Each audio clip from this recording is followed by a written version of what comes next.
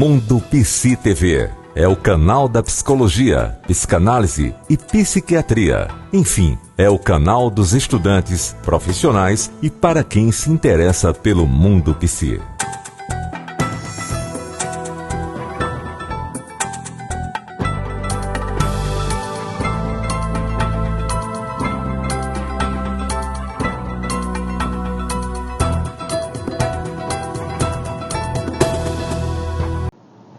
Que bom que você está no canal Mundo Psi TV. Para todo o canal, né, é uma satisfação que você esteja aí assistindo os nossos programas, né, o bate-papo com os psis. E hoje vamos trazer um tema extremamente importante que diz respeito ao uso abusivo, certo, ou recreativo do álcool, né? E não poderíamos trazer uma pessoa mais qualificada do que Fabiola Barbosa, psicóloga clínica e psicanalista, e que trabalha já há 15 anos, mais ou menos, né, com essa área. Fabiola, muito obrigado por estar aqui recebendo a equipe, né, do Mundo Psi TV. E como a gente poderia diferenciar já, né, esse uso recreativo do álcool para o uso abusivo? Como é que o público poderia compreender, né, e já ser um sinalizador para, por exemplo, alguém que já esteja ultrapassando esse uso recreativo já para um uso abusivo? Primeiro, obrigada pelo convite para participar e estar aqui conversando com vocês.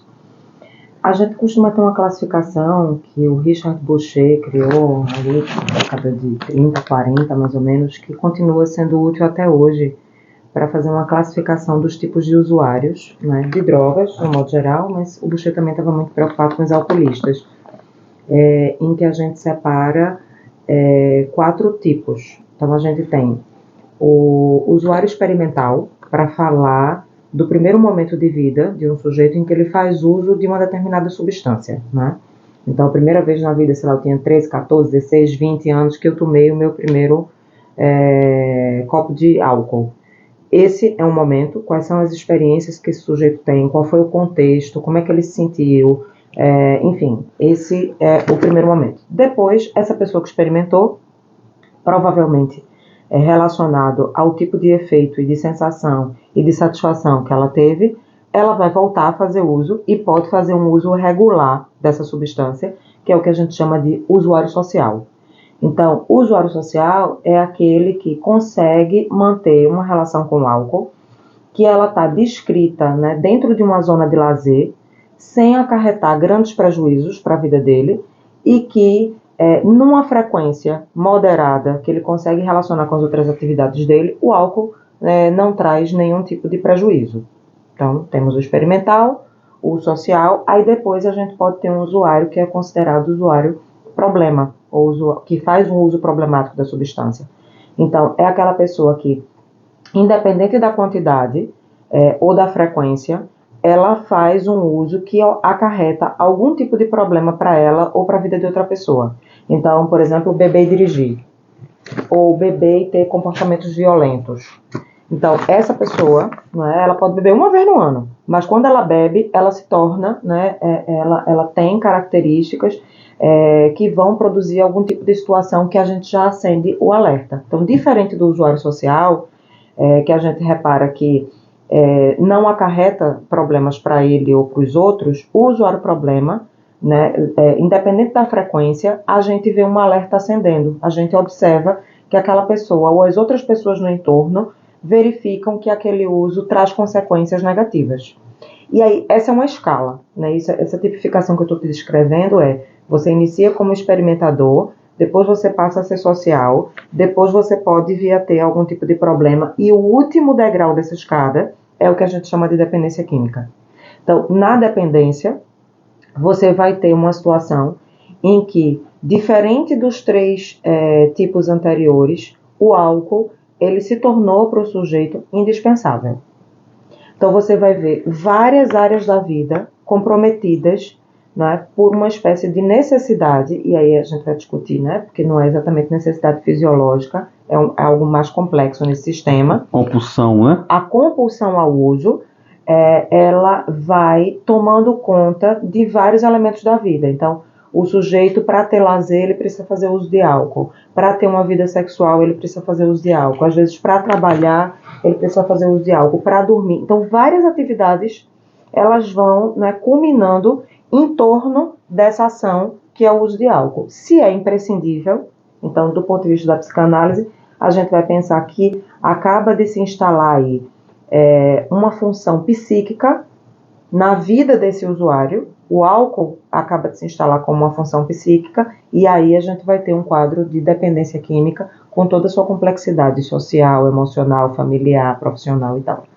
Mas a grande diferença entre esses 4 tipos é o ato de imprescindibilidade, né? Ser imprescindível. O sujeito não poder mais se abster por entender que todas as ações do entorno da vida dele só são interessantes ou só são possíveis se ele tiver feito o uso da substância. Então, um repertório de vida que vai ficando mais limitado, e a gente vai conversar sobre isso nos outros pontos. Então, esse quadro poderia também até gerar uma negação, ou seja, se alguém for, né, comentar sobre que essa pessoa já está dependente, geraria então também uma negação. Não, eu consigo parar, né? No momento que eu quiser eu paro. Isso aí é costumeiro? Acontece? Absolutamente, né? Eu acho que as pessoas mais responsáveis por conseguir fazer a identificação dos primeiros sinais e sintomas de uma dependência química em geral é quem está no entorno.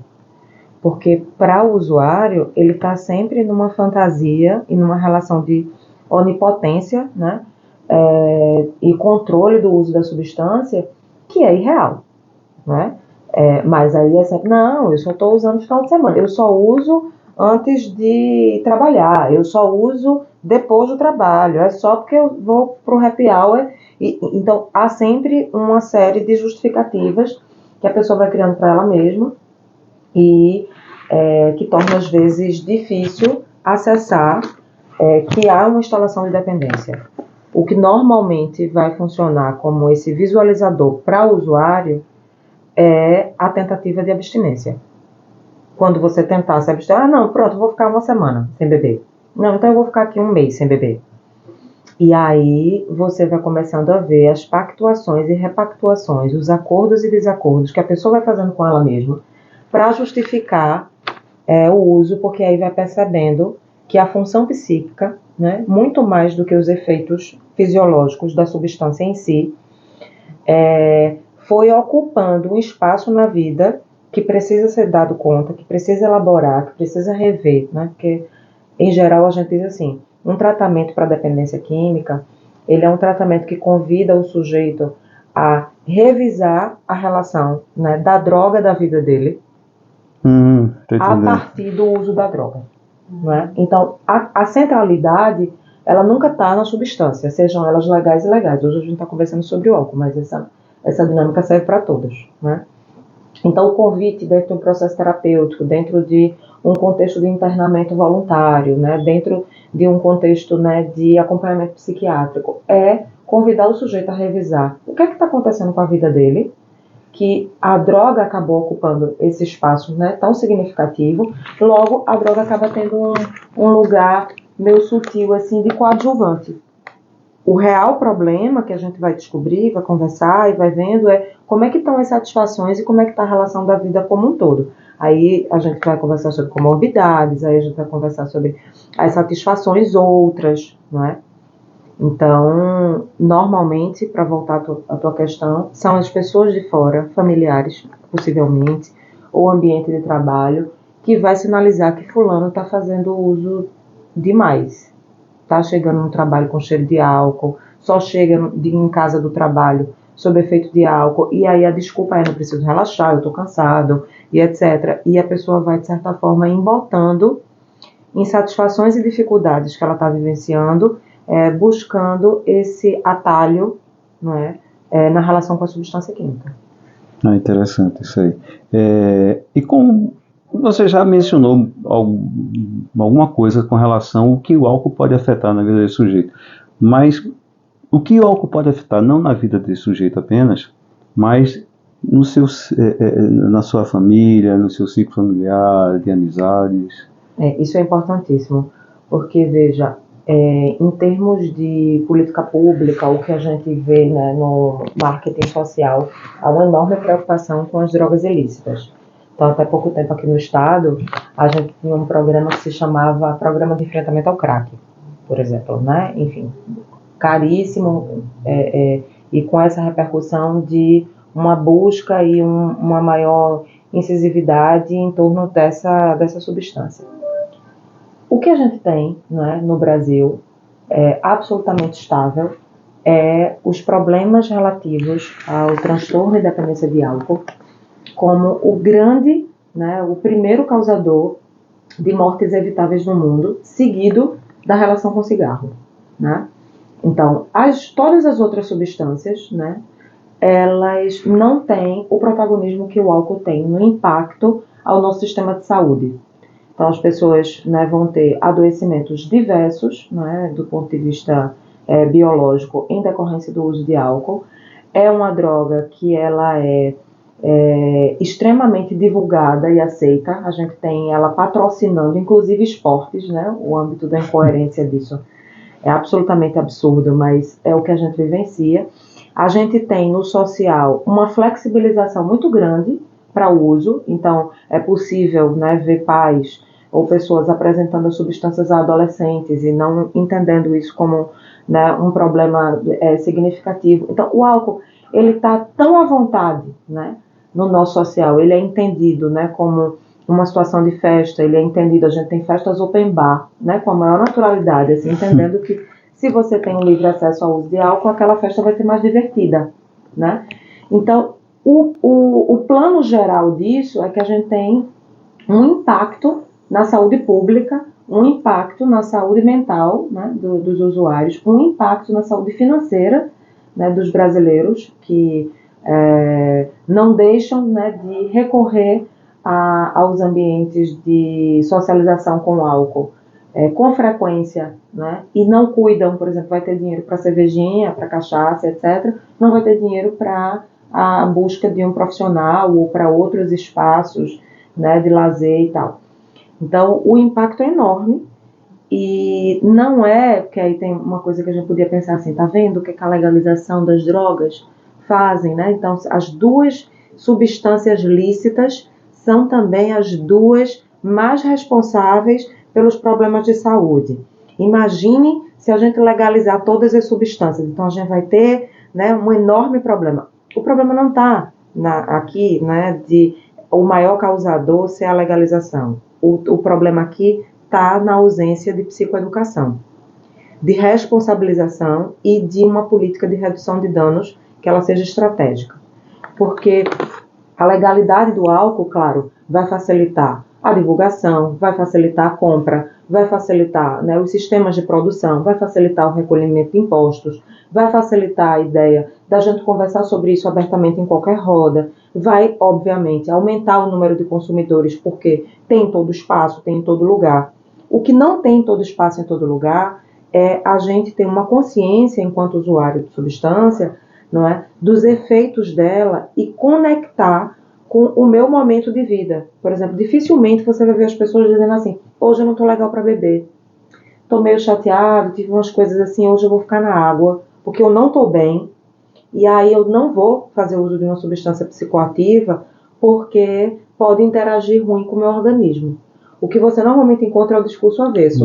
Hoje eu não estou bem, estou precisando relaxar, tive uma bronca com meu chefe, briguei com a minha esposa, tem umas coisas, vou encher a cara hoje. Ou seja, eu não estou bem e eu vou utilizar a substância psicoativa para potencializar, né, os efeitos. Então, o que deveria acontecer é a gente, no dia a dia, ter condições de fazer essa triagem, não é, que é uma das estratégias da redução de danos, né? Poder olhar para o meu estado físico e emocional e decidir se eu estou em circunstâncias sociais, né, individuais, que me habilitam a fazer uso de uma substância que vai afetar o meu humor, que vai afetar a minha percepção, que vai afetar o meu equilíbrio, que vai afetar a minha socialização. E isso faz parte da psicoeducação. O modo de se relacionar com substância, não é, de forma responsável. Não precisa ninguém me impedir de usar, mas eu posso ter condições de aprender a observar essas substâncias como motores, tanto do que pode trazer algum prazer, como do que pode trazer um enorme desprazer. Há uma responsabilidade no uso das substâncias psicoativas e isso é banalizado.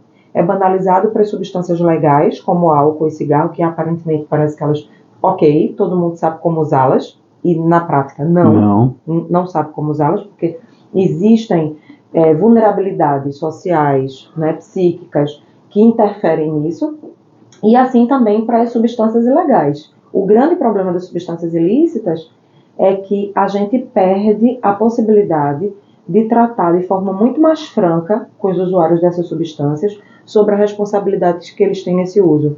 Porque é tudo tão guetificado, né? É tão difícil acessar, né? Você conversar tranquilamente com o usuário de crack, com o usuário de maconha, com o usuário de cocaína, com o usuário das anfetaminas, né? Das substâncias sintéticas, que a gente não tem esse espaço de psicoeducação ampliado, né? Assim como a gente já pode ter em relação ao álcool e ao tabaco.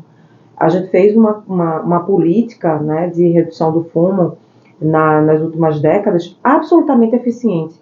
Ninguém precisou dizer para ninguém que não pode fumar, mas você foi restringindo o espaço, você foi aumentando o preço da substância, você foi colocando propaganda sobre os malefícios, né, no produto, você foi, enfim, a cada ponto responsabilizando, aumentando a consciência social das pessoas sobre os efeitos disso. E hoje a gente vive um ambiente quase marginalizado do fumante de tabaco, né? A pessoa, se ela for fumante de tabaco, ela tem que andar 3 quarteirões, né, para poder fazer uso. Isso é uma política que vai responsabilizando a pessoa pelo seu uso, fazendo ela pensar na saúde dela e nas pessoas no entorno. E não precisa dizer que ela não precisa usar, mas já produzindo outro tipo de educação. Tá? A gente, esse repórter, quando você está trazendo essas questões, década de 80, né, sobretudo, tinha uma propaganda da Hollywood, né? Uhum. Hollywood, o sucesso, né? E sempre linkava, certo, o cigarro, né, essa marca, a situações esportivas, né, paraquedas, práticas esportivas de uma forma geral. Uhum.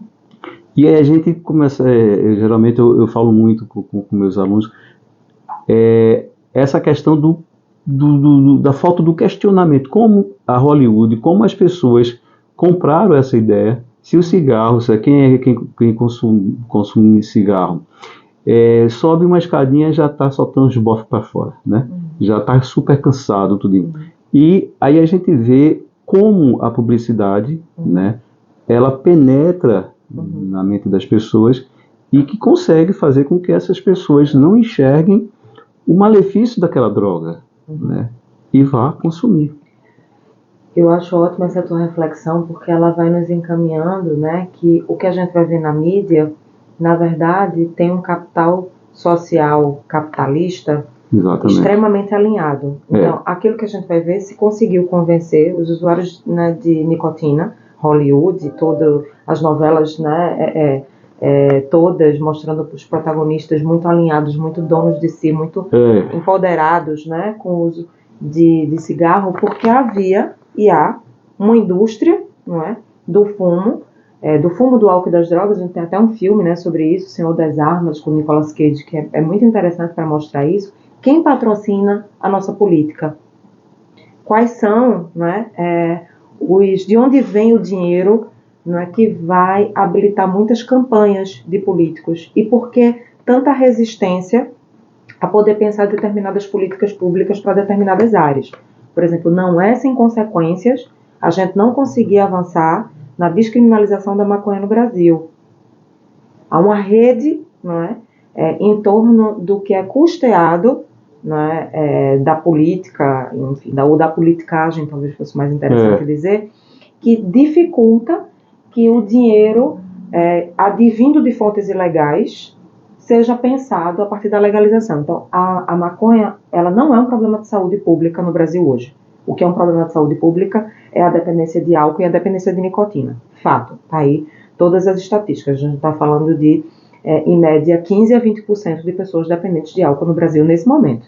E a gente está falando de 2 a 3% de dependentes de maconha, ou seja, 0,2 foi a última pesquisa da Fiocruz que a gente fez, que eu participei da pesquisa inclusive, a gente chegou a 0,2% de usuários de crack dependentes no Brasil hoje. 0,2 versus 20% de álcool, a gente tem uma pandemia de quê? Né? A gente tem uma epidemia de quê? De qual substância? Então, as questões relativas à legalização, elas vêm exatamente nesse lugar que você coloca. O que é mediatizado, quais são as preocupações que são demonizadas para determinadas substâncias, e em relação à maconha, a gente vai lidar com racismo estrutural, a gente vai lidar com problemas de classe social, a gente vai lidar com uma série de imagens que são atribuídos aos usuários de determinada substância, né, que não são a outras. Então, o de álcool é o grande empresário que chega em casa, bota seu uísque, vai relaxar, né? A pessoa o usuário de maconha, ela é estratificada, né, na pobreza, na corrupção,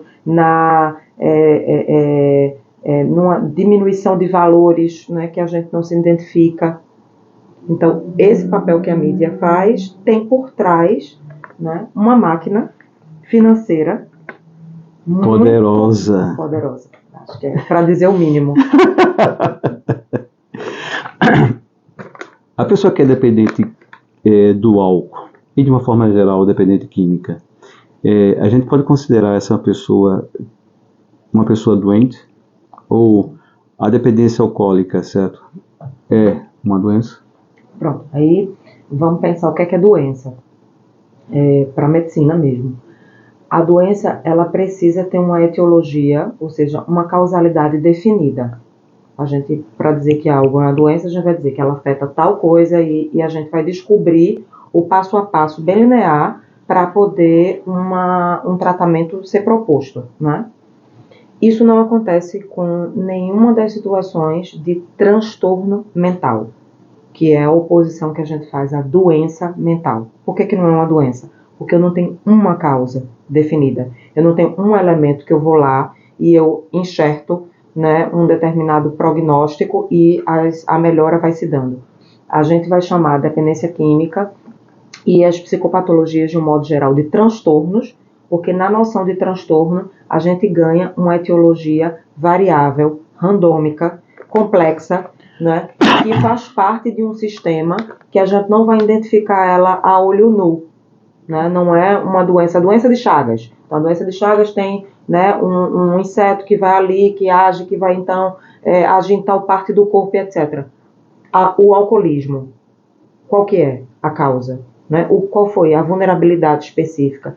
É um tipo de tratamento que convida a gente ao singular.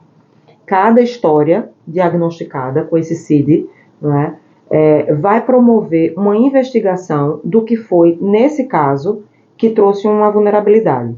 Então, para a gente diagnosticar uma dependência química, né, o que a gente está chamando aqui, né, fazendo realce para a relação com álcool, a gente tem que olhar para 3 fatores, que a gente chama de tripé, né, assim, o sujeito, quem é esse sujeito que usa, né, quem é esse alcoolista, qual é a substância, nesse caso ele está escolhendo o álcool, e o terceiro elemento, qual é o contexto. Então, para eu fazer um diagnóstico, eu tenho que ver como é que esse sujeito está, como é a relação dele de uso, a quantidade, intensidade, horários, o que é que ele diz, etc. Qual é o contexto? Onde acontece, depois de quê, fazendo o quê, na companhia de quem, como é que a vida dele, né, o sistema familiar e o sistema social dele são afligidos por isso aqui. E você vai descobrir causas absolutamente distintas. A única coisa que há em comum para os alcoolistas é fazerem uso de uma substância em comum, que é o álcool. Agora, o significado e o sentido desse álcool para cada um é absolutamente variável. Alguns vão ter a ver com as suas questões de autoestima, outros vão ter a ver com impotências na vida como um todo, outros vão ter a ver com questões relacionadas a dinheiro, outros, né, sobre questões relativas ao amor, outros, né, sobre uma herança simbólica familiar que faz com que o álcool seja, né, extremamente repercutido como opções de satisfação. Em cada história, você vai tendo, né, um olhar de que não é absolutamente possível generalizar o que faz uma pessoa se tornar dependente química ou alcoolista. E dentro dessas considerações assim, a gente poderia também observar que esse comportamento do consumo abusivo do álcool ou de qualquer droga poderia ser algo de um comportamento de fuga? Boa. Deixa eu começar pelo geralzão, assim. Em O Mal-Estar na Civilização, Freud vai chamar as drogas de veículos intoxicantes e vai dizer que elas funcionam, né, no psiquismo humano como um amortecedor de preocupações. Ele vai dizer assim, a vida é muito difícil, todo mundo sofre muito, é uma correria grande, eu traduzindo Freud, né, bem rasteiramente. E o que acontece é que as pessoas vão procurar veículos intoxicantes para amortecer suas preocupações, porque viver sóbrio é muito difícil. É isso que ele vai dizer. Então, isso é pro geral. Por que que eu, você, por que que todo mundo que faz uso de uma substância de forma recreativa, por que que a gente faz isso? Por que que a gente não toma um copo de água ao invés de um copinho de cerveja? Né? Porque há uma busca por uma espécie de relaxamento. O álcool é uma droga depressora, a gente divide substâncias, né, a partir dos seus efeitos, então elas podem ser depressoras, como o álcool, elas podem ser estimulantes, né, como café, cigarro, e elas podem ser perturbadoras, né, como cocaína, alucinógeno, e por aí vai. Então, a cocaína ela é estimulante, né? Como os alucinógenos ou algumas substâncias sintéticas são perturbadoras. Tem uma questão aí sobre... A maconha também, né? Era isso que eu ia dizer agora. Tem uma... Na bibliografia, a gente encontra um confronto, né, entre se a maconha ela é considerada como uma substância depressora ou como uma substância perturbadora, né? Alguns usuários vão ter efeitos relacionados à maconha que podem vir como alucinações auditivas, como alucinações visuais. Tem um número pequeno de usuários que vão ter esse tipo de sintoma. A maior parte dos usuários de maconha vão ter efeitos considerados depressores, uma diminuição da atividade cerebral, uma lógica de relaxamento, uma sensação corporal também de relaxamento, que está muito mais dentro das drogas depressoras. E aí a literatura, inclusive, versa sobre questões de estruturas clínicas e o uso de maconha. Por exemplo, pessoas com funcionamento psicótico teriam uma tendência maior a ter essas tais sensações descritas como perturbadoras, que não é exatamente uma generalização para todos os usuários. De modo que hoje a gente tem essa divisão. Mas, bom, pensando no álcool, né, como uma substância depressora, a pessoa vai fazer um uso, e esse uso pode reverberar num abuso, porque viver, como diria Guimarães Rosa, lá em Grande Sertão Veredas, é muito perigoso. Viver aperta, viver afrouxa, e aí ele vai dizer assim, mas o que a vida quer da gente é coragem. E às vezes é difícil manter esse estado de ânimo de coragem o tempo inteiro. Então, é sim uma espécie de fuga. É sim uma espécie de amortecimento pontual, né, das preocupações. Só que o uso de substâncias psicoativas, ela deveria estar situada no que a gente chama assim de cardápio. Então, para lidar com a vida como ela é, com as dificuldades cotidianas, seria interessante que a gente tivesse um cardápio amplo de possibilidades que me satisfazem. Então, para relaxar, eu vou para academia, né, eu encontro os meus amigos, eu faço um churrasco, eu combino uma viagem, né, eu organizo meu guarda-roupa, né, eu penso num concurso que eu quero fazer, enfim, eu vou destinando a minha libido, né, a minha energia vital, para várias atividades, né, na tentativa de usufruir com isso fôlego para dar conta das atividades. Então, quanto maior for o meu cardápio, quanto maior for as minhas possibilidades de satisfação, menor a possibilidade de que uma dessas atividades ganhe destaque demais. Né? Freud, quando vai falar sobre a nossa energia psíquica, ele parece um investidor da Bolsa de Valores, porque ele vai dizer assim, que é muito importante que a gente tenha os nossos investimentos libidinais dividido e multiplicado pelo número máximo de objetos do mundo. Porque se eu dedicar energia demais a um objeto só, e esse objeto de repente, né, decaiu o seu valor, isso vai trazer uma frustração enorme. Então é importante que eu invista na minha vida afetiva, que eu invista na minha vida com os meus amigos, que eu invista na minha vida profissional, que eu invista na minha vida pessoal, que eu invista em várias coisas, porque vai ter oscilações no mercado, né? Então, se um balança, os outros vão compensando. Mas o que é que acontece na situação de dependência? Na dependência química, a gente tem o que a gente chama de bypass, que é uma expressão inglesa para falar de atalho. O que o sujeito vai fazendo para ter qualquer tipo de satisfação na vida humana, isso dá muito trabalho, né? Eu sempre cito esse exemplo do churrasco. Eu vou fazer um churrasco na minha casa, aí eu tenho que sair, eu tenho que comprar carne, eu tenho que voltar, tenho que começar a fazer o fogo, tenho que pensar na lista de convidados, tenho que pedir para meus amigos cada um trazer um negocinho, tenho que organizar a louça que vai ser usada, né? Depois eu tenho que lavar tudo, limpar tudo, organizar. Um trabalho grande da gota para a gente poder ter algumas horas ali de satisfação e de compartilhamento, né? De alegria, de relaxamento, de conversa, jogar a conversa fora e tal. O que é que eu tenho numa relação com o álcool, por exemplo? Para ter um relaxamento, para descansar um pouco, eu posso chegar do meu trabalho, abrir uma garrafa de vinho, tomar ela toda, assistindo televisão, lendo um livro e produzindo aquele estado de estopor, que é o relaxamento corporal e psíquico, e depois ir dormir. E com isso, o trabalho que eu tive foi abrir a garrafa de vinho e tomar o líquido que estava dentro. Eu não precisei combinar com ninguém, eu não precisei falar de mim para ninguém, eu não precisei de grandes recursos sociais para poder dar conta, né, daquela tristeza ou daquele cansaço. É um bypass. Ou seja, eu encontro atalhos em que sou eu e uma relação íntima com a substância para produzir uma alteração no meu humor, para produzir uma alteração na minha satisfação, para me dar um descanso imediato, né?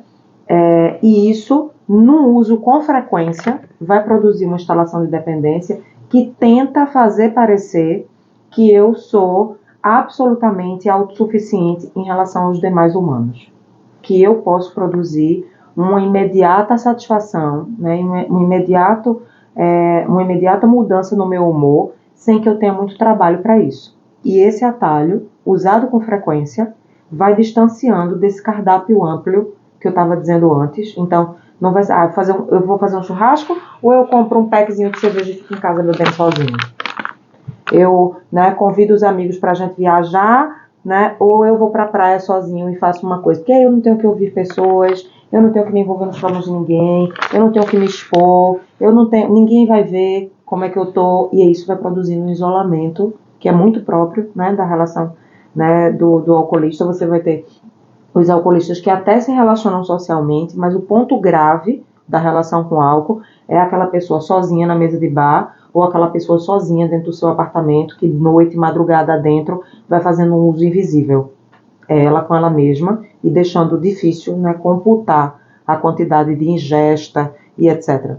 Então, esse atalho demonstra, né, uma situação de fuga extremamente grave, em que a pessoa já não está conseguindo acessar repertórios de satisfação mais amplo e ela está reduzindo o campo da satisfação dela ao que a substância produz.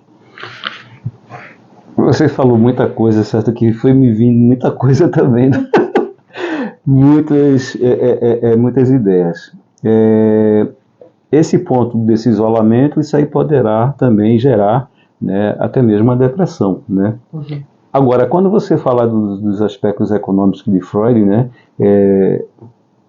que você deve dividir, né, administrar essa aí, me veio logo a questão dessas pessoas, fugindo um pouquinho do tema só, dessas pessoas que investem tudo no aspecto da estética e não consegue administrar isso para outros investimentos, mas só é o corpo, né? Só a vida dessas pessoas é o corpo, se tornar esse corpo cada vez mais belo, certo? Dessa dita perfeição que não existe, né?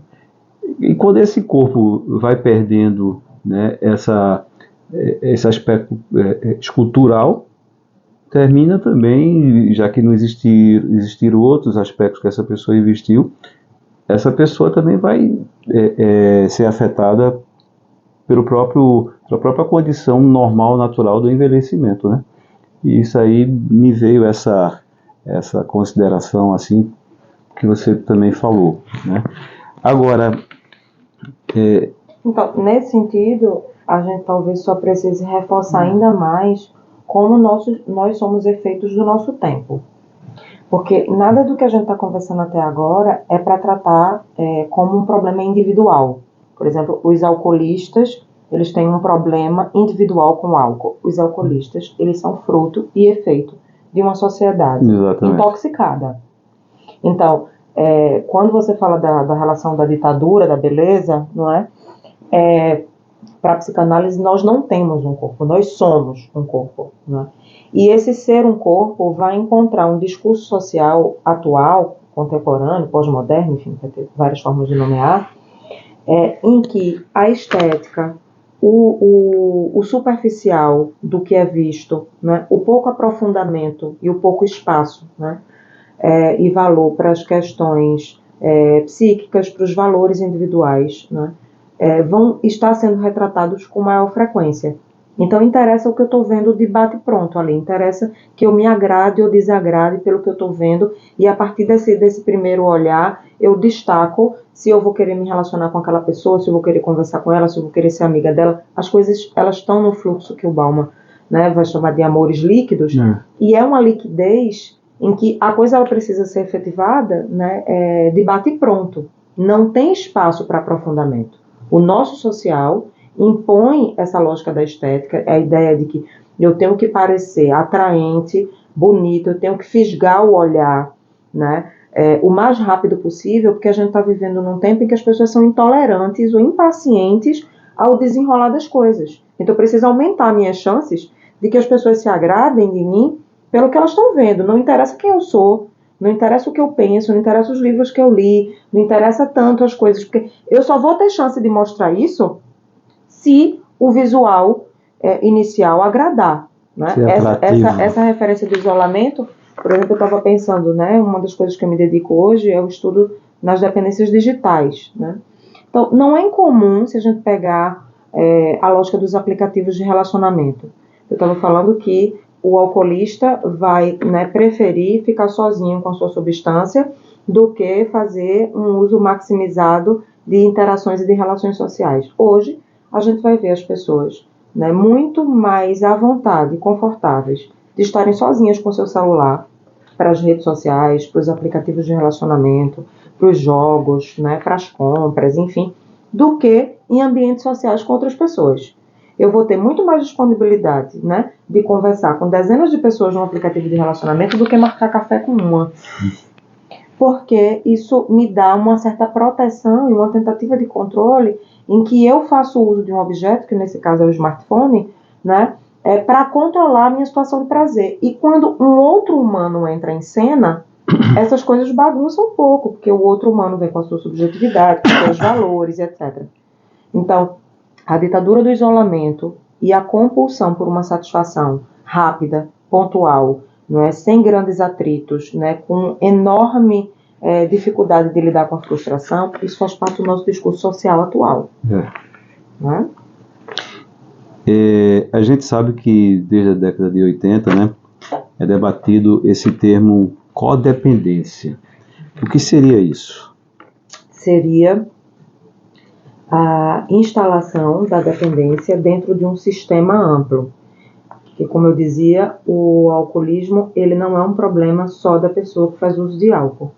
Todas as áreas da vida dele vão ser alteradas, né, em função daquele cardápio de vida que a gente estava colocando. Então, o comportamento muda, né, a forma de lidar com a tolerância, né, na vida, a tolerância de álcool. Tolerância de álcool é que, no início, para um usuário social, você faz uso de uma determinada quantidade, né, do álcool e já vivencia uma situação de enebriamento, né, de estar com torpor, de estar no brilho, né, vamos dizer assim. Dentro do curso da dependência química vai acontecendo um aumento da tolerância, então a pessoa ela vai tendo condições de cada vez fazer uma ingesta maior de álcool para ter o efeito que antes ela tinha, por exemplo, com 2 copos de cerveja, agora ela vai precisar de 10 copos de cerveja. E esse aumento da tolerância aumenta o consumo, né? para ela poder conseguir, né, o estado de relaxamento que ela está. Isso é o aumento da tolerância dentro da lógica da ingesta. Mas, paralelamente, do ponto de vista psíquico, vai acontecendo uma diminuição da tolerância do sujeito às situações de desprazer vividas no mundo, né? Uma coisa meio interessante, assim, porque você vai ficando tão acostumado, né, a ter as suas mobilidades afetivas, né, as suas tristezas, né, as suas questões sendo decantadas na relação com o álcool, que a paciência e a tolerância para gerenciar problemas na vida, ela vai diminuindo. Então o sujeito começa a resolver um problema aqui e ele já vai beber. Ele começa uma discussão com a esposa aqui sobre determinada coisa e ele não suporta levar isso muito adiante. Ele passa por uma frustração no trabalho e não consegue pensar muitas alternativas para aquilo. Ele já vai para um padrão de uso, né? Então essa intolerância, ela vai sendo percebida no entorno. Então a codependência é a gente pensar que todas as pessoas, né, que fazem parte, especialmente de um círculo mais privativo desse usuário, elas vão vivenciar junto com ele os efeitos dessa relação com o álcool. E as pessoas vão se ajustando, né, se aprendendo a aumentar a sua tolerância, encontrando justificativas, né, vivenciando, né, esse dilema junto com a pessoa. Então você vai encontrar, é muito comum a gente falar de esposas codependentes, né, ou de uma situação familiar de codependência, porque é um sistema que vai justificando, seja no âmbito da negação, que a gente conversava no iniciozinho, né, a ideia de, não, é porque ele só bebe, ele bebe muito, ele gosta de beber, não, ele não é violento, é só quando ele bebe, né, ele não é uma pessoa impaciente, ele não é uma pessoa agressiva, é só quando ele bebe. Então, essa família vai tentando encontrar, né, formas e justificativas para conviver com um membro familiar que está adoecido, né, e mesmo quando esse diagnóstico vem à tona, ou mesmo quando o tratamento inicia, deixa no familiar reflexos, né,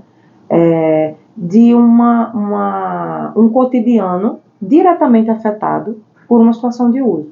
Então, a codependência é a gente precisar também abordar com esses familiares, né, com essas pessoas próximas, as reações que o uso de álcool de outra pessoa tem nelas, que normalmente não são percebidas a princípio.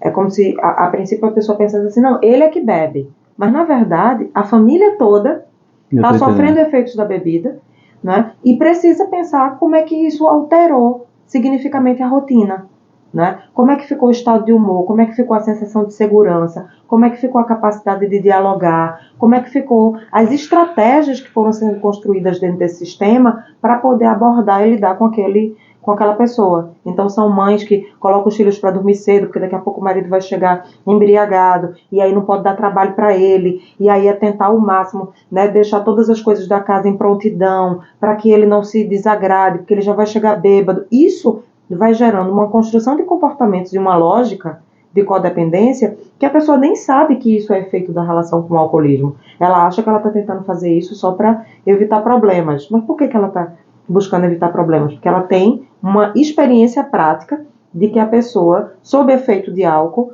tem mudanças no seu comportamento que ela está tentando evitar se relacionar. Então é uma família toda intoxicada.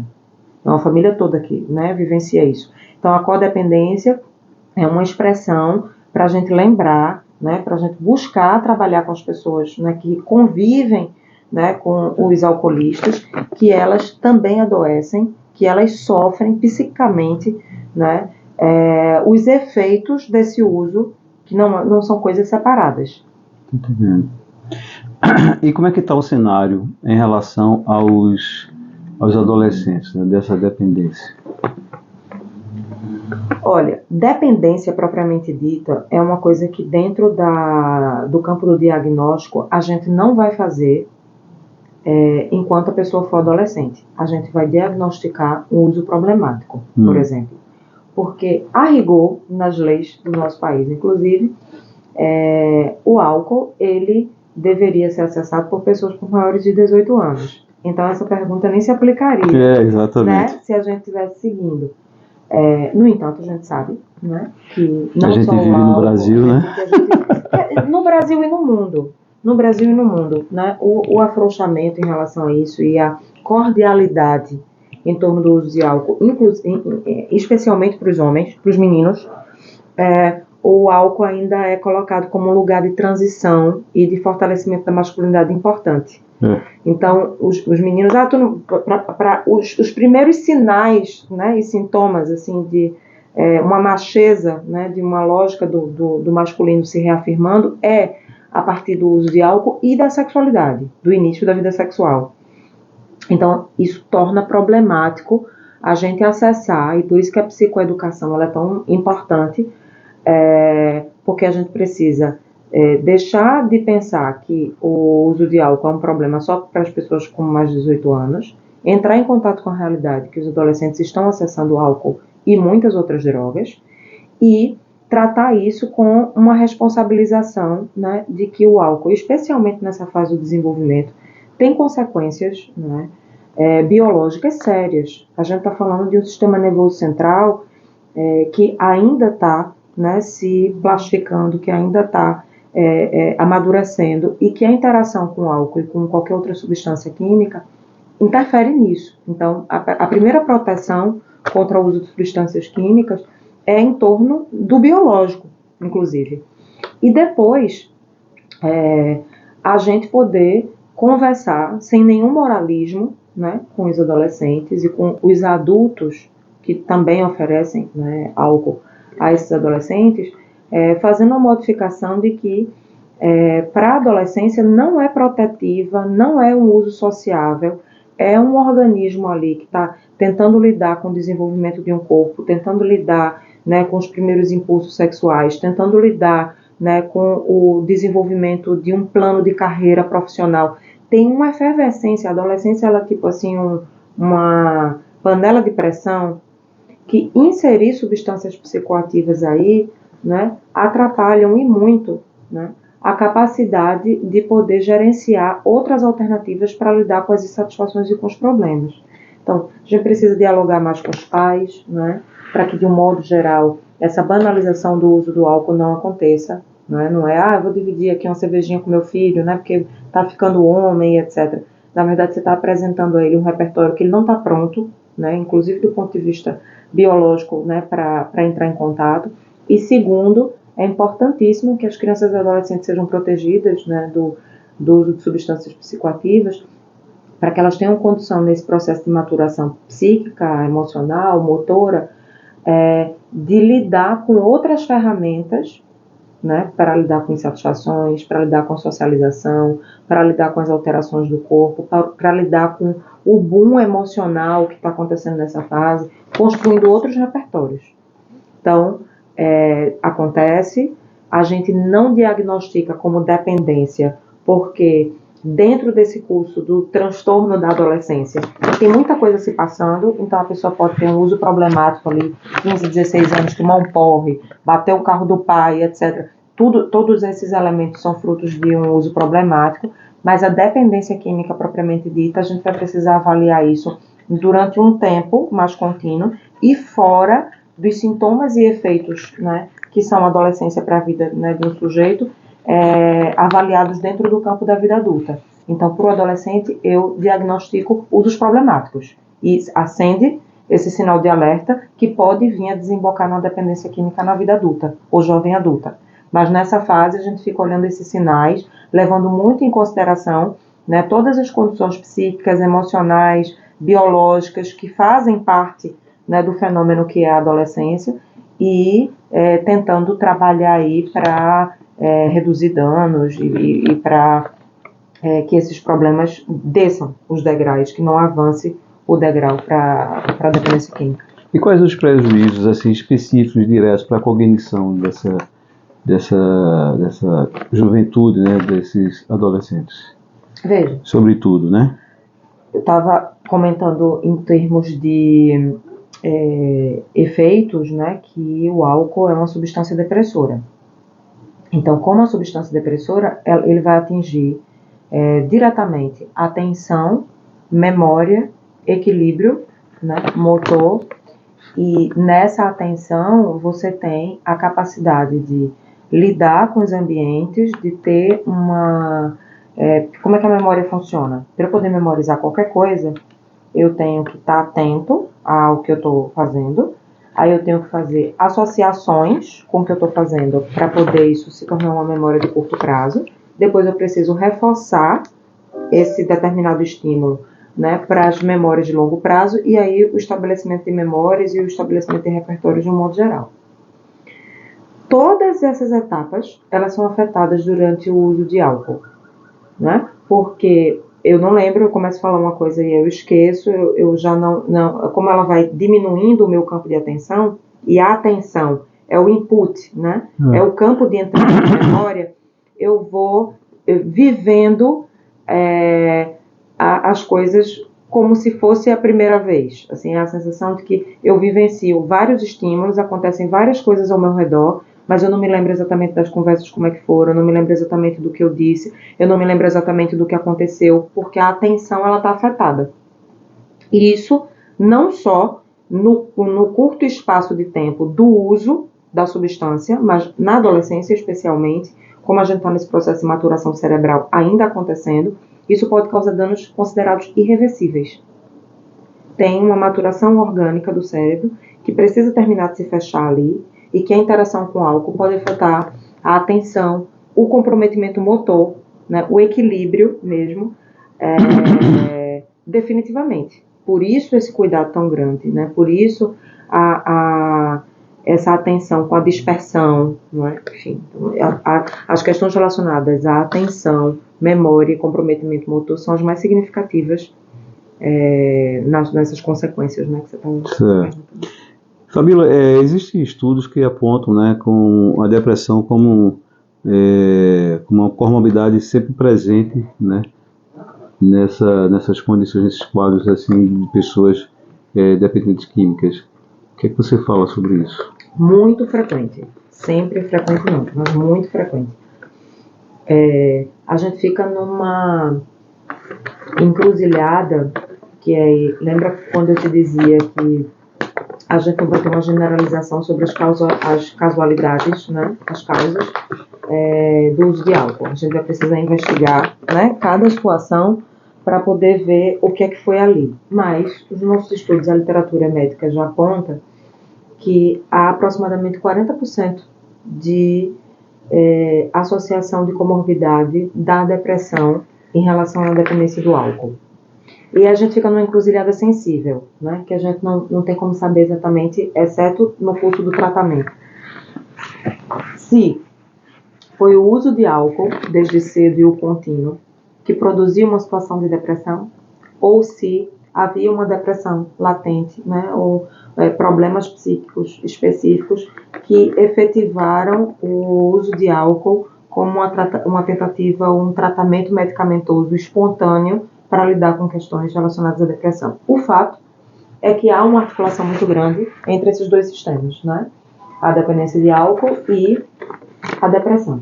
Para a psicanálise, a depressão é entendida como um rebaixamento afetivo, né, que pode ser descrito por uma tristeza muito grande. A depressão ela é diferente da melancolia, ela é diferente da tristeza simples, ela é diferente do luto, né, por determinadas situações.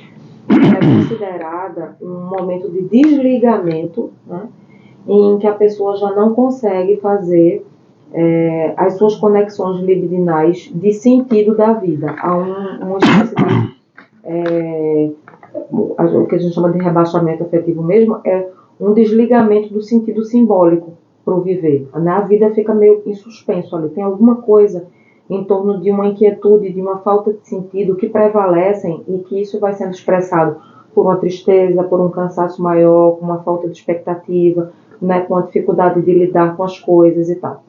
E a depressão, ela não é algo que irrompe, né, como se fosse um efeito traumático, alguma coisa que acontece incidindo num ato só. Ela é um processo. Existem sinais e sintomas que se vão avançando até a instalação, né, de uma depressão. A vida, né, ela propõe desafios constantes, a gente não mantém o nosso estado de humor estável nunca, né, a gente convive com instabilidade emocional, tem dias melhores, tem dias, né, piores, tem sensações diferentes que a gente precisa lidar. E no nosso social, é tão comum o uso de substâncias psicoativas para alteração do estado de consciência que vai haver uma espécie de subnotificação, né, de pessoas que estão convivendo com os primeiros sinais e sintomas da depressão. Como elas não vão conseguir diagnosticar isso como sendo isso, né, vai parecer assim, estou só mais triste, estou só mais preocupada, etc. E vão descobrir, né, que o uso de substâncias psicoativas é um atalho, como a gente falava antes, é um tratamento pontual que me deixa um pouco menos preocupado, que me deixa um pouco menos triste, que dá aquele apaziguamento ou amortece as preocupações, né, como eu descrevi antes. Só que, se o sujeito não conseguir identificar, ou as pessoas no seu entorno não conseguirem identificar que isso não se trata de um estado pontual, mas que a pessoa vem cronificando preocupações e medicando essas preocupações com o álcool, a gente tem uma enorme vulnerabilidade para a constituição de uma instalação de dependência química. Muitos recorrem, né, nesse caso que você está falando, ao álcool como uma tentativa de solucionar, pelo menos um paliativo com relação ao seu próprio sofrimento da depressão. Mas quando esse efeito passa, não se intensificam os sintomas da própria depressão? Sim. Por isso, o problema da instalação da dependência. Porque para os efeitos passarem, eu tenho que parar o uso, correto? E aí o que é que vai acontecendo na dependência química? O aumento da tolerância e da frequência do uso. Eu só vou me deparar com rebote, né? Na depressão, a ressaca, né, vivenciada com álcool, ela é duplicada. Porque eu já tenho uma depressão, que significa dizer, né, que o meu sistema nervoso ele está comprimido e ele não está produzindo os hormônios específicos, né, que me tragam satisfações, né? Tem uma diminuição de serotonina, tem uma diminuição da adrenalina, enfim, da noradrenalina, entre outros. Aí já está baixo o nível. Aí eu vou usar uma substância que também é depressora e que vai puxar esse sistema ainda mais para baixo do ponto de vista, né, hormonal e libidinal, né? Quando o efeito passar, porque o álcool ele é uma substância depressora, mas ele funciona em dois tempos, né? Ele tem um primeiro tempo excitatório, que você vê a pessoa, né, mais alegre, ela está mais falante, ela está mais energizada, e depois que ela chega no seu ápice, né, de estímulo, ela vai começar a ter os sintomas típicos, né, de uma substância depressora. Rebaixamento da consciência, sonolência, né, diminuição, né, da estabilidade, enfim. Então, a ressaca, né, do álcool no funcionamento depressivo, o sujeito vai ter assim, um combo de tristeza maior amplificada.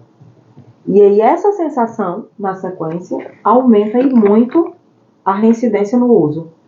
Porque aí eu vou me mantendo, né? Quando você pega um alcoolista crônico, ele literalmente bebe uma pequena dose ou alguma dose para começar o dia, ele bebe alguma coisa no meio do dia, ele vai efetivamente fazer uma medicação, né, com esse uso de álcool, porque ele quer evitar a abstinência. Ele quer evitar, não é, a falta de contato no seu organismo com essa substância e ele quer evitar a ausência do ritual da função psíquica que esse álcool ocupa na vida dele, não é, ao longo de um determinado dia. Evitar que a abstinência aconteça.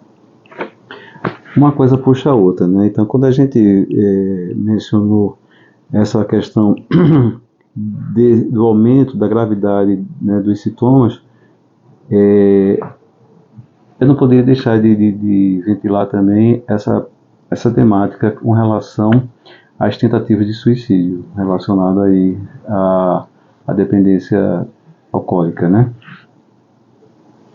Veja, eu não teria dados estatísticos agora para fazer esse recorte, não é, com a dependência de álcool.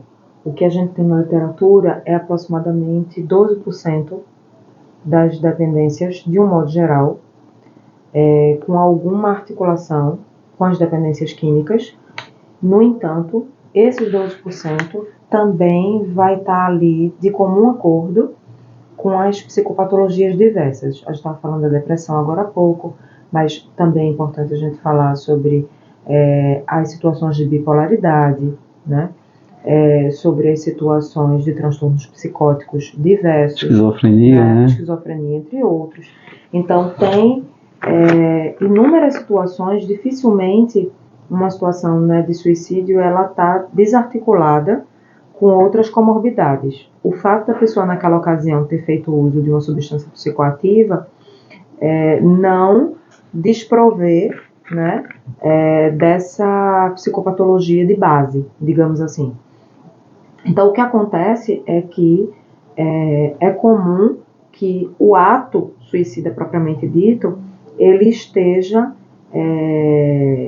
enervado de entorpecimento, né? Seja para a coragem inicial para fazer o ato, seja na tentativa de aliviar, né, desconfortos e dores. Então, eu não tenho um percentual específico sobre uso de álcool. O que a gente tem, por exemplo, é suicídios indiretos em alcoolistas ocasionados por embolias.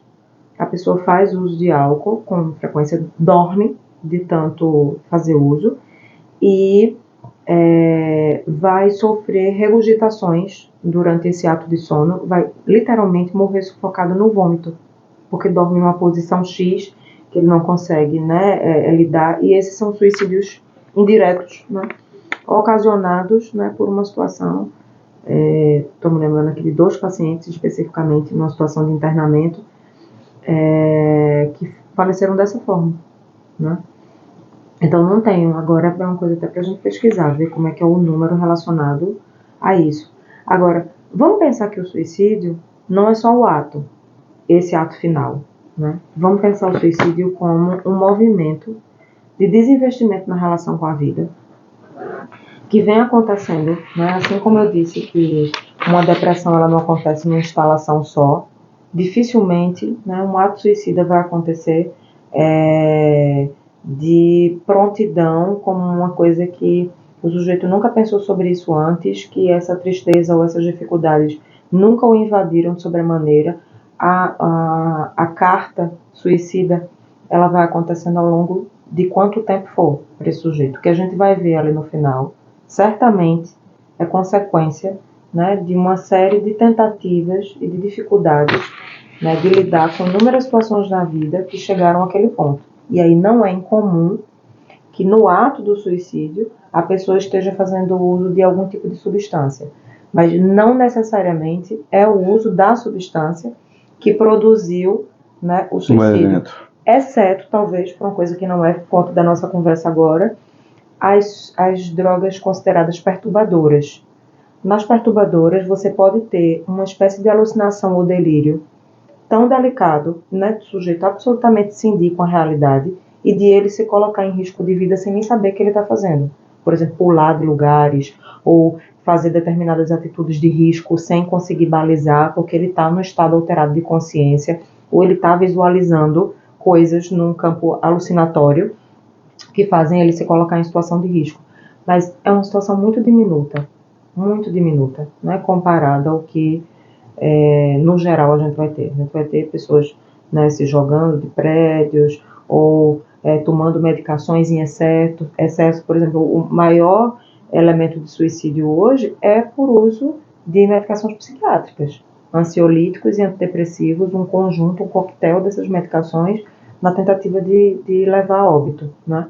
Então, a gente tem, sim, uma dependência, né, ou um uso problemático de um químico para produzir, né, o fim da vida, mas que isso precisa ser tratado dentro de uma situação muito mais complexa.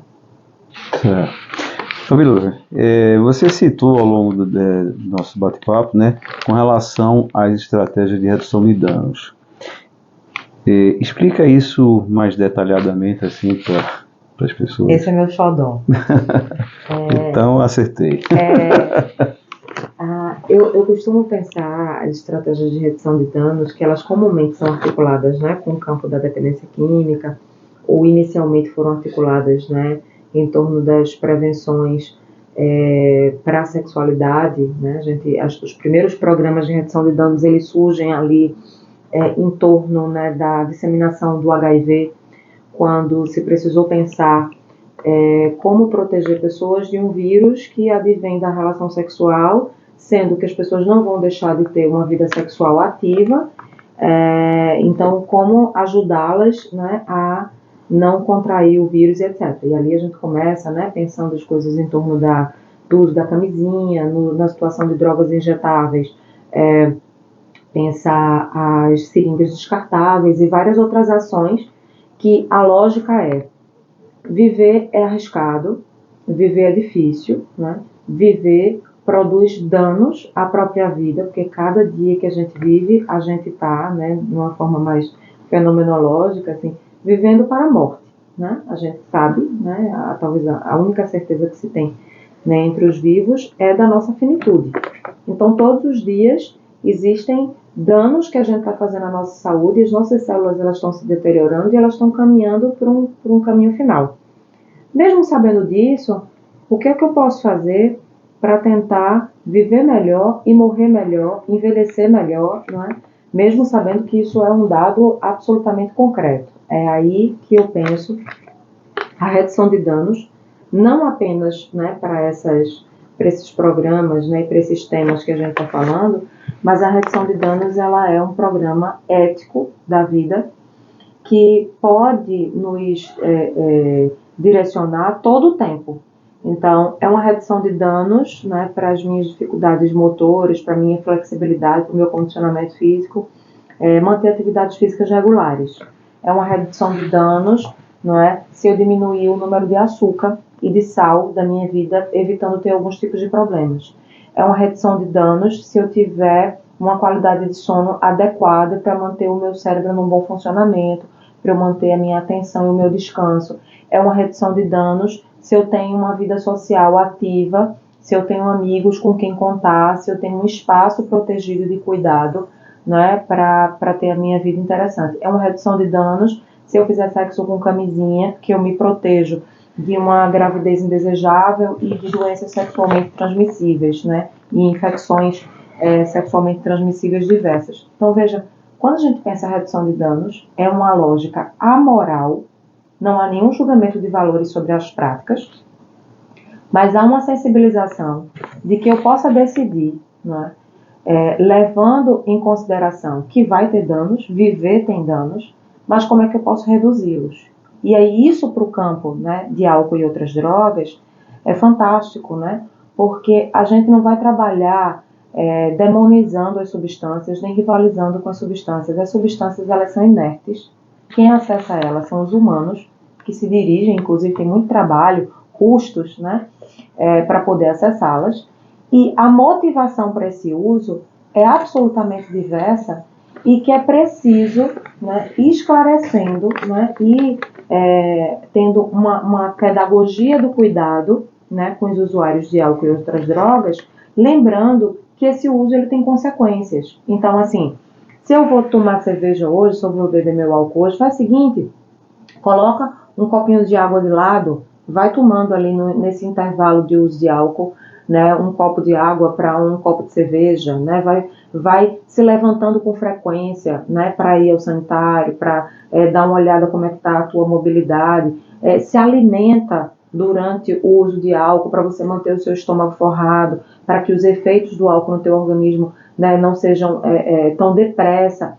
Esses são cuidados, né, que a gente não está falando, nem está questionando se a pessoa vai beber ou não vai beber, mas a gente está dizendo para ela que contém riscos, contém danos fazer uso de determinadas substâncias. E para cada uma das substâncias químicas, as estratégias de redução de danos, que hoje é uma política pública, né, é uma política que parte do pressuposto que humanos usam drogas, né, como o Boucher dizia, ele sempre, né, vai usar drogas. Quando a gente vê o escorrotado falando da genealogia das drogas, ele vai acessar, né, desde os povos primitivos, tendo imagens de artes rupestres, né, em que os humanos falam das suas experiências com substâncias que produzem alterações, né, no seu comportamento. Então, é possível contar a história da humanidade a partir das drogas que a humanidade vem usando, né, desde que vem se construindo. Então, a questão não é se você usa ou não usa drogas, a questão é o como. A questão é o como você reduz, né, as suas vulnerabilidades. Então, a estratégia de redução de danos é um conjunto amplo que tenta pensar uma ética para a vida, em que se conversa com os usuários de forma absolutamente amoral, sem julgamento, né, sem nenhum tipo de controle social amplo, mas sinalizando para os ganhos na saúde dele, se ele puder fazer algumas práticas, né, que diminuam os riscos oriundos da atividade de fazer uso de álcool e drogas. E isso torna a conversa muito mais simples, a conversa muito mais cuidadosa. Isso insere um outro humano, não é? Nessa negociação e nos cuidados, né, de saúde ampla. Então, acho que a redução de danos está para tudo na vida. Mas, especialmente, né, na lógica de álcool e drogas, talvez seja a estratégia mais efetiva e que mais deveria ser investido em termos de educação, em termos de aumento do número de redutores de danos presentes nos estados, presentes nas populações vulneráveis, para acessar as pessoas que fazem uso de drogas e conversando com elas sobre o que é que elas podem fazer para diminuir os impactos negativos do uso, né, das substâncias. E com isso aumentar, né, um uso social das substâncias em detrimento à instalação de uma dependência. Né?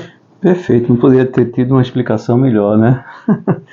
Fabíola, para você, quem é esse sujeito que se tornou, certo, dependente do álcool?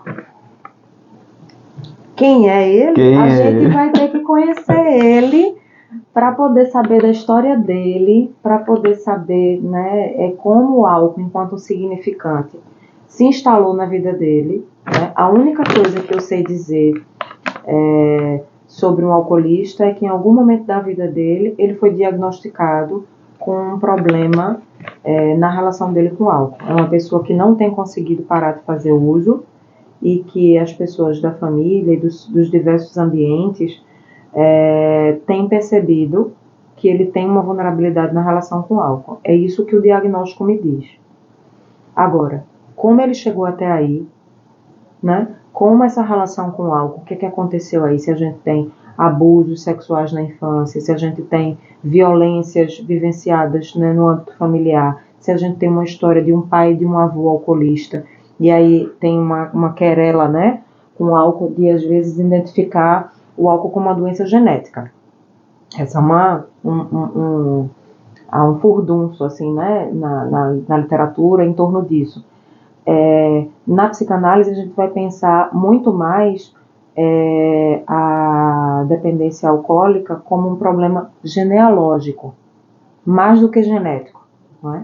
Não é genético no sentido de que há uma predisposição no DNA que seja passado de avô, pai, filho, etc. Mas o que a gente tem?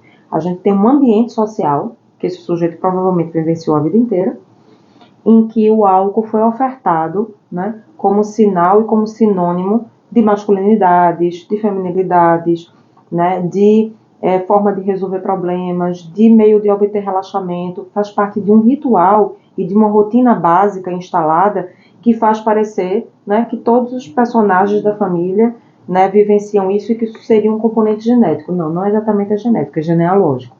É essa cadeia hereditária aí do ponto de vista familiar, que não é química, não é biológica, mas que vai produzir coisas. Então, tudo que eu vou saber sobre um alcoolista, eu vou precisar, e isso é próprio, né, da investigação e do tratamento psicanalítico.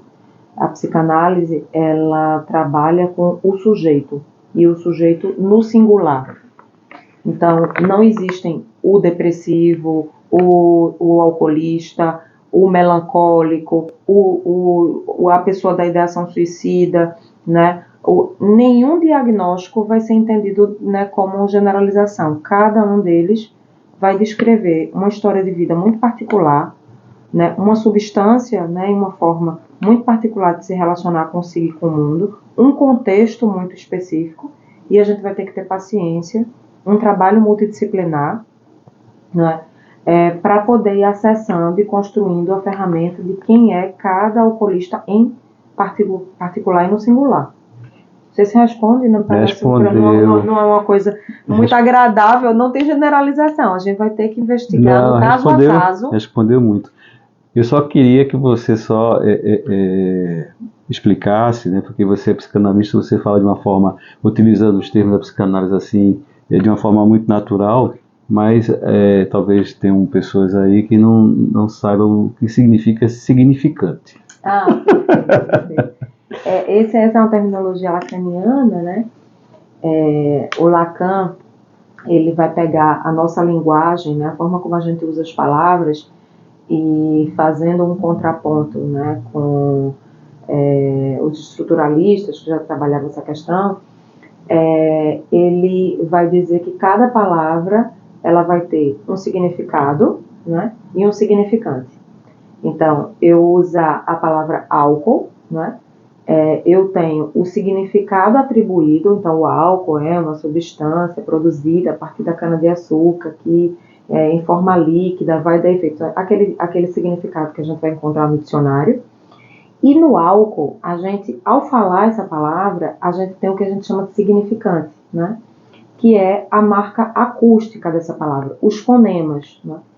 E o uso dessa palavra, né, não só o que está descrito como dicionário, mas a forma como cada um na vida aprendeu essa palavra vai estar dotada de significados particulares. Então, cada palavra existente no mundo, ela é da ordem de um significante para cada sujeito. Eu aprendi essa palavra num determinado contexto, eu faço uso dela colocando afetos, né, colocando outros significados. E é por isso que quando eu estava dizendo, né, que o álcool ele precisa ser investigado enquanto um significante particular, é que esse álcool não vai ser o mesmo para cada pessoa, e eu não estou falando só em termos de substância. Eu estou falando na forma como afetivamente, né, ele elabora e significa a vida dele na relação com esse álcool. Então esse álcool é como se fosse um codinome, né, uma palavra polissêmica, e que os sentidos que foram atribuídos a elas vão precisar ser investigados a cada caso.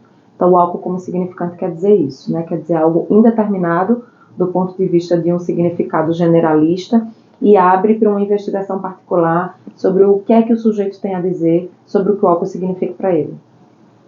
Que vai representar para ele, né? Exatamente. E como a família e a sociedade, certo, devem ver esse sujeito, né? E esse sujeito, como ele próprio deve se ver nessa condição, desse problema, encarar o seu próprio problema. Eu acho que a gente ganha espaço se a pessoa, o quanto antes a pessoa conseguir observar os problemas, né, advindos desse uso.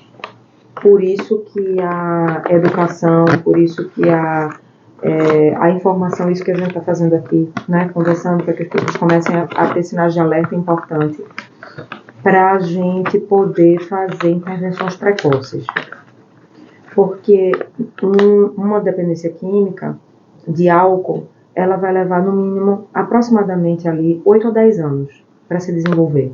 A gente está dizendo que a pessoa percorreu aquela escalada, uso social, problemática, etc., até a situação com álcool se tornar assim, absolutamente imprescindível, né? Aquilo que eu dizia antes, na vida dessa pessoa. Veja, é muito tempo, né?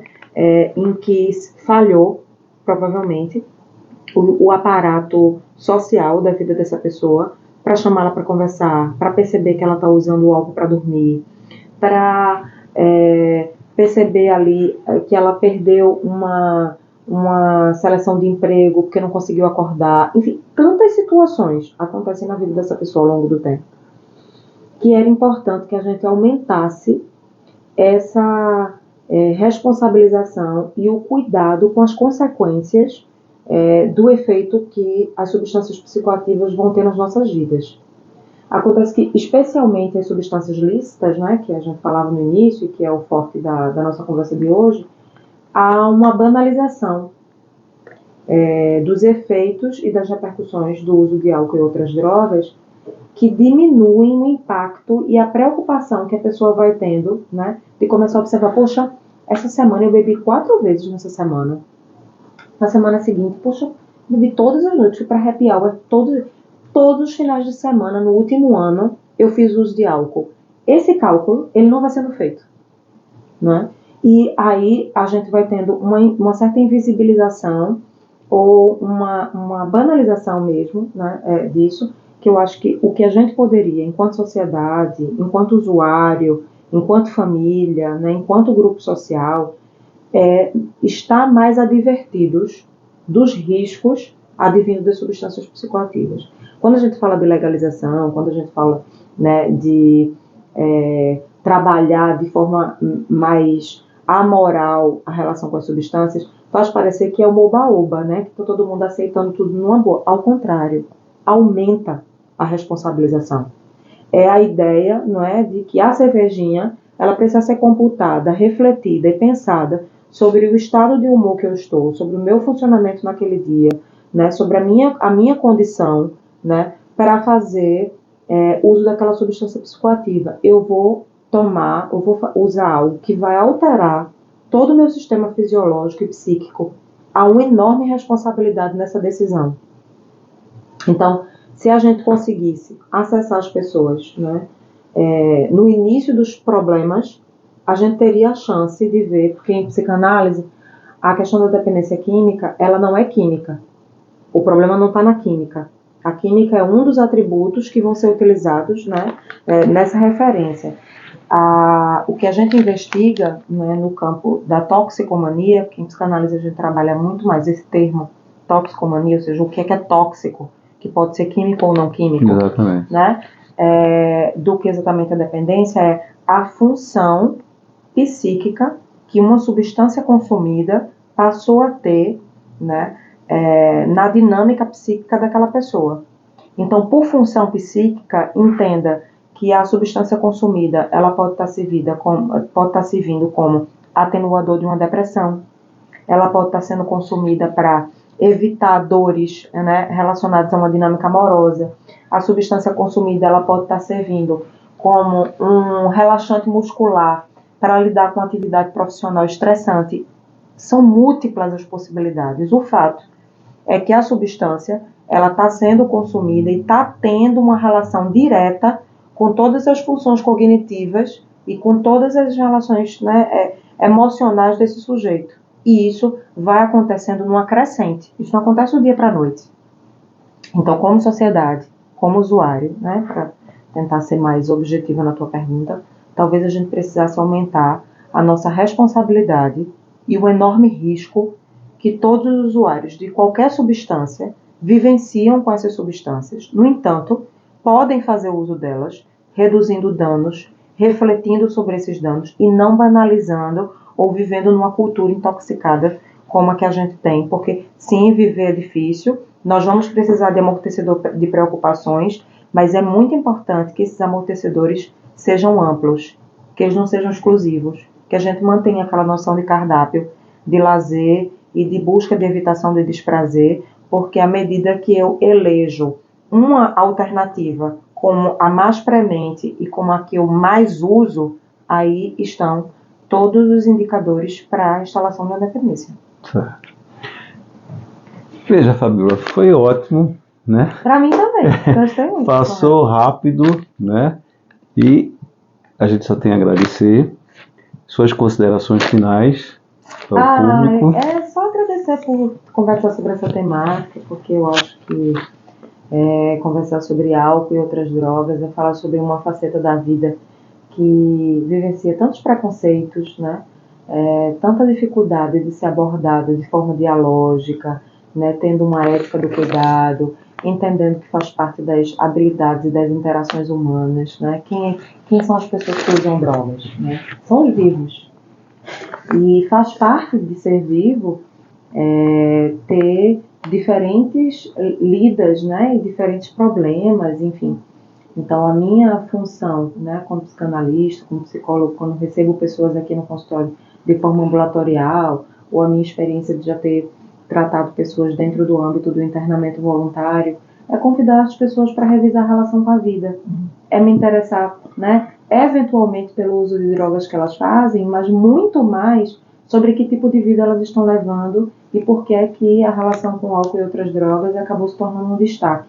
Então, eu acho que cada vez que a gente fala sobre isso, né, de forma espontânea, alertando para os prejuízos, construindo uma rede, né, que eleve as estratégias de redução de danos, a gente, enquanto sociedade, melhora, né, o nosso repertório de diálogo e de capacidade de lidar com o humano, com suas humanices, com suas humanidades, com as suas vulnerabilidades, enfim, coisa, né, de gente viva. Gente viva lida com problemas e gente viva pode contar com outros vivos para poder vivenciar momentos de aperto e dilemas que a vida também propicia. Eu que agradeço pela conversa. Já fica o convite para o próximo. Opa! Não é não? Já fica o convite para próximo bate-papo com os PCs. Pessoal, é isso aí. Mundo PC TV, bate-papo com os PCs, essa conversa prazerosa, instrutiva, né? Descontraída, levando conhecimento para o grande público. Se inscrevam, né? Compartilhem, que essa proposta é apenas uma forma de levar a psicologia, a psicanálise, o conhecimento, né, da área da saúde mental para o grande público. A gente fica por aqui e até uma próxima ou até um próximo papo com os PCs, bate-papos com os PCs. Até lá, tchauzinho.